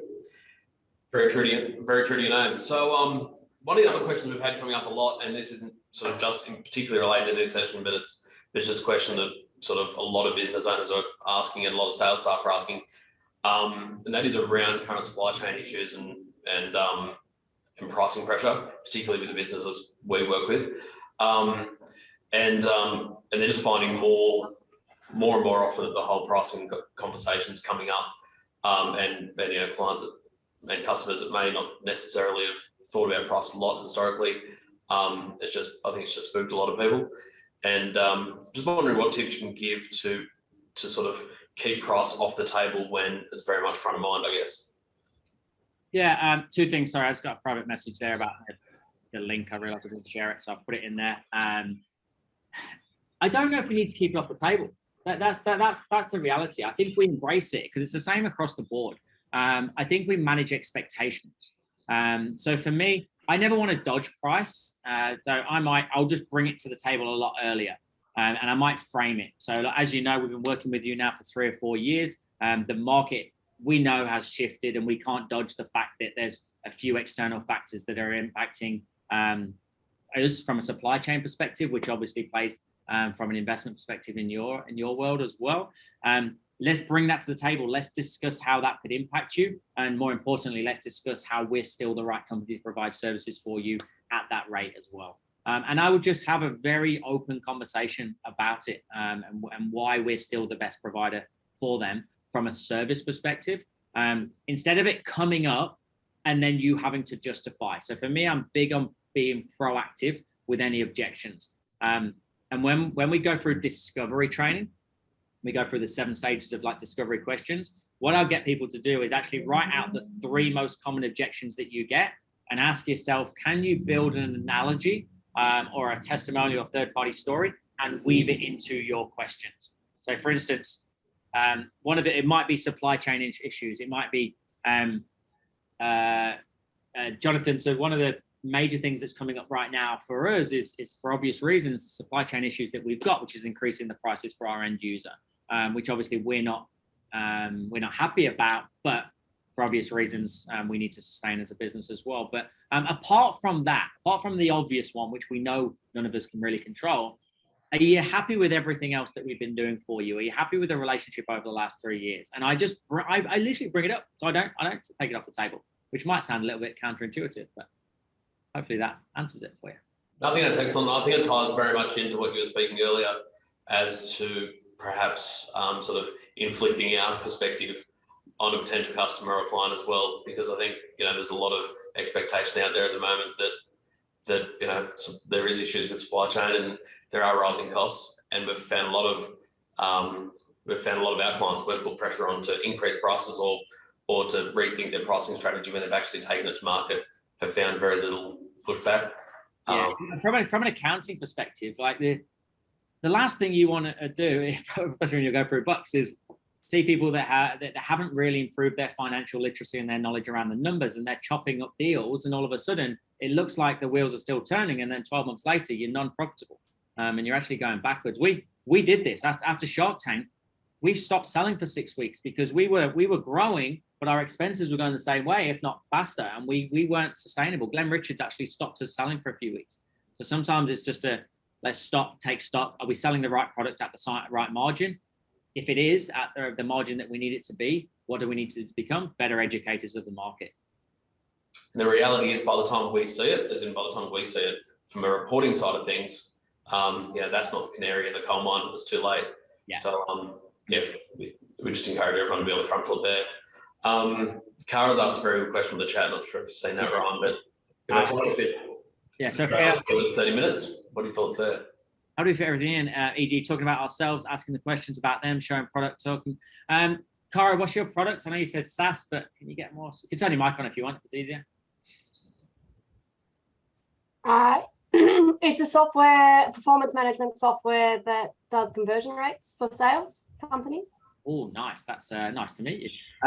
So are you cold calling and then trying to do all that in one call? No, cold calling to book in a sales presentation, and only trying to stick to 30-minute blocks. Why 30 minutes? It's something actually I saw that you posted that you said to try and keep it a 30-minute, like keep it into the 30-minute blocks. I know what video you're on about. You're on about the 25-minute video. Yeah, yeah. And it was something that my salesperson said that he was going to just try and keep it to 30 minutes. But when I've tried to present it, I've gone an hour, but I've got so much to say. So I'm like, yeah, how do you fit it all in? Your personality already, you're an I personality type, right? I could see the way you were smiling and engaging and commenting. You were fast to react, you're leaning forward, you're happy, like you're obviously a people person. So your sales cycles are always going to blow out. You're always going to have longer presentations. So that's just a given. We know that. That's a limitation of that persona, but there's lots of strengths with it as well. What I would do, so the first call, the setting, are you doing it yourself or is somebody setting you up? No, I've tried to actually have a salesperson do it because I'm not as good as sales, and yet, but also I have 2 kids and I have mum, and I don't have the time to be driving the sales. So I've got a contractor who's driving the sales for me. I'm doing a lot still in the background because we only just launched this week. So let me give you some context, right? What I did today was a 90-minute keynote. I did one in Brisbane a few weeks ago in an 18-minute keynote. I also have 10-hour days. The depths of which I go to in the stories change depending on the audience and the time that so I never miss it, right? I will always get in throughout there. I might say, I actually learned a lot. My dad actually was sick for many, many years. He's okay now. But one of the lessons for that was when I first got into sales, what I really hated was X, Y, Z. But what about you? Any frustrations at the moment? So I'm still getting in what we call value builders. So how long have you been in the industry for, Cara? Nearly 10 years. 10 years? Well, 10 years in the direct sales industry. I've literally just been developing the app the last 2 years, and we just launched this week. So, congratulations. Okay. You could say something as simple as, with your blessing, what I'll do is give you a quick 2-minute overview of me, just so you've got context, and then I really want to find out a little bit more about you, right? So early frame. Then you might say, well, one thing that I learned in over a decade in direct sales was that one of the biggest frustrations was transparency on X, Y, Z. Now, I don't know if you're having that issue at all, and I do use what we call a play down statement. So I tie my story into my discovery, which enables me to condense it all. So then I don't silo it. Does that help? Mm-hmm. Yeah. Yeah, and that's how I'll get that. But please don't fall into the trap of going, I only have half an hour, so I'll just get straight to the product. That's not how we work. And the reason I said to you why 30 minutes is that you're not going to close me in 30 minutes. You are not going to close your own personality type in 30 minutes because you'll spend 45 talking about family. But you might have a dominant person that you've got in front of you that could be closed in 4. Yeah. So we need to read the person. We don't read a script. So figure out who you've got in front of you, learn those personality types, and then go, okay, if I've only blocked out 30 minutes, you tell them we've got 30 minutes today. You might, at the end of it, typically people are ready to go or they're not, and we then make another appointment. So give yourself that out at the beginning in the frame, so you don't feel that pressure at 28 minutes to go, oh, I'm not where I should be. Do you want it? Yeah. Because then you get mission breath, right? Yeah. So would it be worth offering, like, when you're booking the sales call, would you prefer an hour or half an hour, or just stick to the half an hour and just frame it at the start? I always say, like, ruthlessly protect your diary. We book for 30-minute slots, but my sales guys have an hour in their diary. So that gives us a buffer for different personas and some administration time as well. But when we get to 30 minutes, I will acknowledge, or leading up, I use what we call exit phrases. Just before we wrap this up today, and I'm happy to go a little bit over if you want, because I appreciate we're nearly at 30 minutes, which you put aside, and I'll just gauge where they're at. But cool. I would never go over time without asking for permission. Cool. Thank you so much. Awesome. Good. Great question. There's another question here. Who's that? Richard.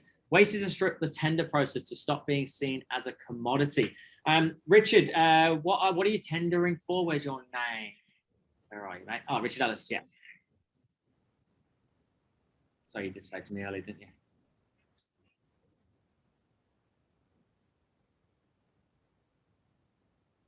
I'll give you a quick example whilst you're typing that in or clicking your mic on. I'm working I take 10 one-on-one clients a year. One of them, Matt Parker, He's a commercial painter. And I've really tried to get him doing just that, right? Disrupting that market. By virtue of actually sending, one of the things he does is send gifts to the company that he's tendering business for. So even though they're not directly dealing with the tender, they might have a tender officer, a procurement officer. He just sends a gift in, thank you for the opportunity to tender for the work. He did $250 something thousand last year, but in his first year, and he'll do $2.5 million this year. He's gone from a team of him to a team of 10, and we started together in January. So gifts is one quick one. Contents of value, making sure that he showcases his products. Really building a relationship. Yeah, it works exactly the same, mate. Really building a relationship with that tender person and recognizing that they are the keys to the vault that you need to get into, not dismissing them as they're just ticking a box. I 100% believe that we can impact the decision-making process through that person, even though they're not the key decision maker. We got Mercedes-Benz. We were tendering against 11 other trainers, and we became their exclusive trainers across Australia and New Zealand. We were the youngest business. We were the youngest by age and the youngest by company time in operation. And we weren't the cheapest tender either. What we did was build a really good relationship with the procurement officer, so that every time they had a conversation with the decision maker, they knew that Ryan came from Leicester. They knew that he was a family-orientated individual. They knew this, blah, blah, blah. So we need to remember that we're selling to that person as much as we are the decision maker, without getting too far into the weeds of the services. It's more about you as an individual. And that's really kind of how we've gone about it from a tendering perspective, if that makes sense. Thanks, Ryan. If I could just throw one other question in there. One of the questions that comes up a bit in our client base is around the structure of sales teams.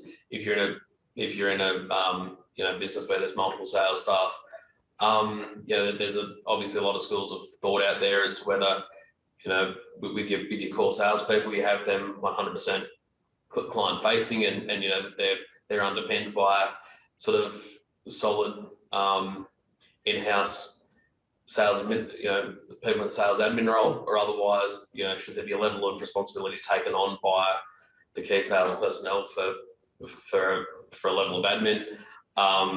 Do you have any sort of particular thoughts on how that's best structured if you're looking at an overall sales team, and also what does chain of reporting look like as well? Yeah, awesome question. Firstly, without branding a whole industry, salespeople historically are not great at admin. I'm pretty good. I'm on point with that. So what I've found to work better and seen to be very, very effective is that hierarchy, where we have our SDRs or our lead generators, appointment setters, whatever it is, the first stage. They're the ones that are doing the business or chasing the business in top of funnel. Then I would have my BDMs, business development managers, that would be closing, and then I would have account managers, account support, customer experience, and so on and so forth. So the second voice authority works exceptionally well, whereas especially if it's outbound cold, it's really hard to build value in yourself if you were the one cold calling in the first place, regardless of your experience levels. There is a perception in the market that that's a lower tier role, rightly or wrongly. So we do the setup, as I said to Cara, the way we do it is an egg timer call. It's 2 minutes in, 2 minutes out. This is who we are. Can I send you some information to introduce ourselves? Call back 48 hours later, 10-minute triage, and then they book in for a demonstration. The person then doing the demonstration would then close, nurture, follow up that person, and then we have a customer experience team that would service once on board. So we do, thank you, Cara. So we do kind of break it down into those sections. Chain of command, for me, the only one out of all of those that reports into me is the sales manager. So I do, obviously I see all of the team and I speak to them all, and I do training with all of them on Friday. I do 45 minutes of training in-house. They use our online academy every day as well. We'd be hypocrites if they didn't. So chain of command is one meeting a week with my sales manager, and then I get daily reports as well come through. And should the sales manager be the best salesperson or the best administrator? $1 million question.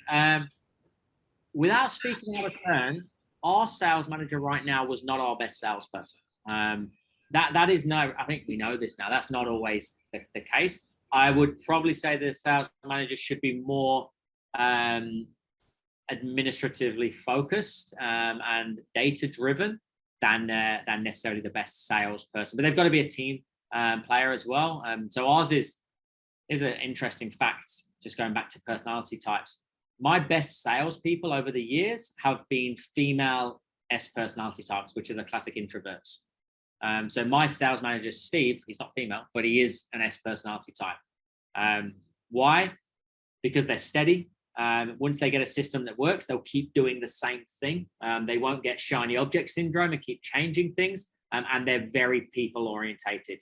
So for want of a better phrase, they actually care about the result of the client as well. So they won't allow, so especially here, we sell with integrity, sell honestly.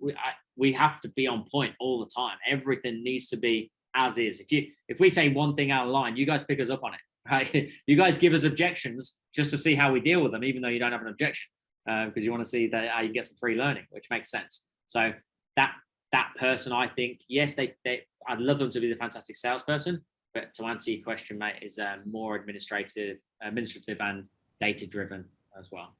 That's excellent. You've probably seen Clancy's question pop into the chat there. Really love to see your take on that, Ron. I haven't seen that. Hold on, Clancy. So how to effectively communicate, sell with customers who are older, been in the industry for several years, being younger, less experienced, I find it harder to build a relationship. Yeah, okay, cool. So Clancy, we just partnered with PEXA, Property Exchange Australia. Some of you might know PEXA. They're a $2.5 billion company, 600 staff. Their clients are conveyancers and lawyers. And a lot of those clients are highly experienced, been around for a long time. And what they're doing is trying to get them to look at property exchange and property transactions through an app and a platform that historically was never there. So a couple of questions that I've got them to ask them is to use the value builder, or what we call a memory anchor, to remind them of what they've been able to achieve together over the years of their partnership. And say things like, Clancy, you've had such a great career, you've had such a great business, so we feed their ego with that. How open are you to looking at things from a different perspective? Would you, or do you ever consider there might be an easier way for you to do this, or maybe have an even more impactful result with your clients? So I gauge the persona that I've got in front of me. Are they people orientated? Are they results driven? And I would say, would you be open to the idea of exploring how we could make more sales from your clients? Can we create a better customer experience for your clients? And I just ask it in a very neutral way. That is already seeing some great traction with a lot of the old school, is that the right phrase? Conveyancers and lawyers that they've got on board, saying, yeah, all right, I'll give it a go. I hadn't actually been open to it. But when you ask somebody, are you open-minded? That's a better question than, can I tell you about? Because if they say no to open-minded, they're actually admitting they're closed-minded. Hopefully that helps, Clancy. But that's already seen some really good results since about April. Yeah, sorry, that does help. Sorry, I'd have my camera on. I'm just having issues with that. That's all right. So obviously, fresh out of school, 7 months, moved straight into sales, and I'm dealing with people, electricians who have, they've been Sparkies all their life, if you know what I mean. And previously, my dad and I did a sales for our company, and he's dealt with all the direct customers, and I took over several states. And just some customers, it's been a bit difficult for them to transition from him to dealing with me, when he obviously has a wealth of experience. Yeah, it's tough. And yeah, if that makes sense, just sort of building that rapport and trust with them. I've sort of struggled a bit with that. Yeah, mate, awesome question. Thanks for your vulnerability around it. The key with this, I talk about this a lot as well. Without opening up a can of worms, when we first started, we started almost as a non-for-profit sales training recruitment agency. So we would put you through a 3-day sales boot camp, which we still run. And at the end of it, we would help people get into work. So a lot of those people were like 17, 18, 19 years old. What I said was, on day one, go and find the most experienced person in the company. So for you, it's your dad. And you, I don't know how long your dad's been doing this for, Clancy, but what I would do is, when I'm opening, is say, I'd introduce myself and say, I'm very, very fortunate that I'm in this position now to work within the business, because one thing that my dad has taught me after being in the industry for 22 years is X, Y, Z. And I just really reinforce the amount of time that that person has been in the industry, and I leverage off their experience. So if I was to join your business literally tomorrow, I'm not 17, I'm nearly 40, but I'm still inexperienced. So what's your dad's name, Clancy? Terry, and he's been in the industry all his life. So what's all, how long?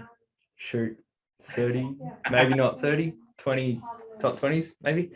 Let's go 2 decades. So so I go, I join the business and I come in, I meet somebody for the first time. Hey, thanks so much for giving me 30 minutes of your time today. It's been a baptism of fire at this company, right? Firstly, I didn't realize when I first applied for the job that they've been around for over 20 years.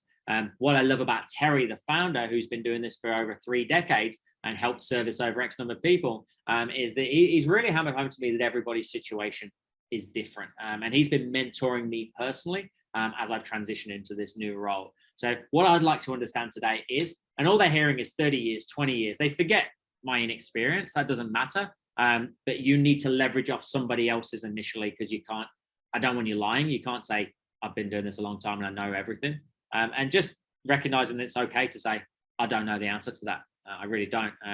A great line that I got taught once was, I'm 99% sure I know the answer to that, but I prefer to deal in absolutes. So bear with me one quick second and I'll find out.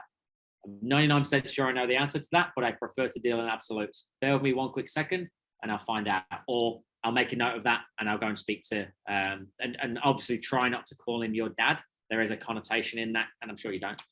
So calling him Terry, or talk about the founder as well. Does that help, Clancy? Yeah, that's perfect. That's a really good line. I'll definitely use that. Thanks, H. Awesome, mate. Good luck. Good luck with everything. Thanks, Ryan, and thanks, Clancy, for speaking up. One final one, if we can fit it in, Ryan. We often get a lot of questions around sales metrics, and I guess the work we're doing with our clients, we try to get them very focused on specific financial KPIs. And what they often want to then do is reverse engineer that and go back up the chain and say, okay, well, before that gets to top line revenue, sort of what are the 4, 5, 6 numbers that we should be directly focusing on in our pipeline. If I was to ask you that, what would you say I know it's going to vary from industry to industry. There's a lot of variables there. What would you say are the handful of sort of key sales metrics that you'd be looking for in a business? Leads in. I mean, I guess it starts with the marketing side of things and getting that right. So a lead in can be either self-generated. So a lot of my leads are self-generated through LinkedIn. So I've generated 12 leads this week. That's I want leads in. Conversations. How many people do I actually speak to?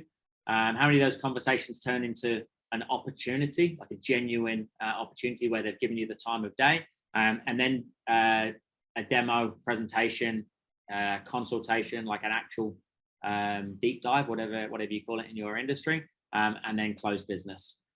So there'd be some really simple ones to look at, because what it allows us to do is for me to go, all right, you got 10, 12 leads come in this week. That's great. Only 6 of them turned into an actual conversation or a meaningful conversation, and only 2 of them turned into a demo or a presentation. And then 1 turns into a sale. If I know that, if 1 out of 12 turns into a sale and that's just consistent, then I can get a really predictable future sales revenue, and I can just scale up accordingly. What I would want to do as the coach is then go, okay, where's the bottleneck? So you're getting 12 in, only 6 of them then actually have a conversation with you. So what happens with those other 6? How can we move the needle in between? So it gives us really clear guideline from a training perspective. And we've got documents that outline all of these touch points, so you can actually gauge the metrics yourself. I do want to understand average transaction value.